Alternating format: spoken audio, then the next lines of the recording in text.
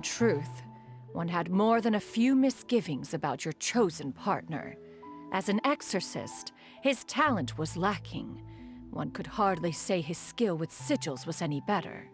But soon, one came to appreciate the devotion he bestowed upon you during your illness. He never uttered a complaint and rarely left your side.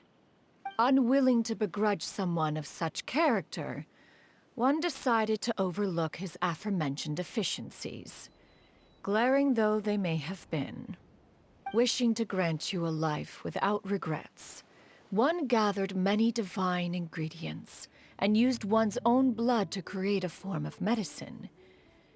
Though imperfect, it managed to suppress the more dire effects of your illness. As for how to deliver the medicine, after much contemplation, one eventually decided to perform the deed oneself.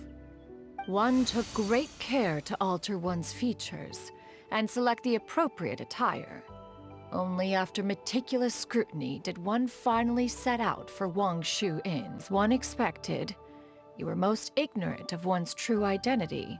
You showed not even the slightest inkling of recognition. One was quite torn. Should one have celebrated the success of one's disguise, or mourned the loss of your acquaintance? Those monsters would hardly have pursued you with such ferocity without sufficient incentive. They were likely incited by the presence of godly remains. Said godly remains, in turn, were likely drawn to the trace of one scent on your body. One was, after all, an active participant in the Archon War. Some of the gods were likely shattered by contraptions of one's very making. In the end, one was relieved to see you endure through the night. At the break of dawn, one heard an infant's cry pierce through the air, and one saw you carefully cradle the child to your chest. Although certain mortal matters remain foreign to me, one could not help but be moved by your joy. To see you happy, that was more than enough. Now you should have a complete understanding of the events. Wait!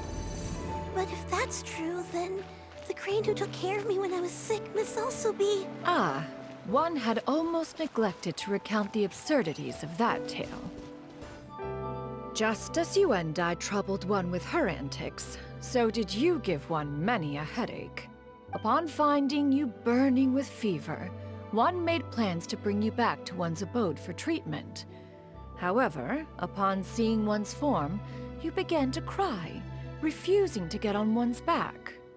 When one asked you why, apparently you believed that one could not possibly be a true Adeptus because all illuminated cranes are white from tip to toe.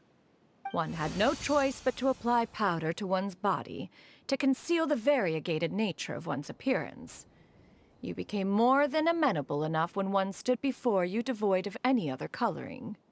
It bears mentioning, however, that as a crane, Yuandai was nearly entirely pure white in color.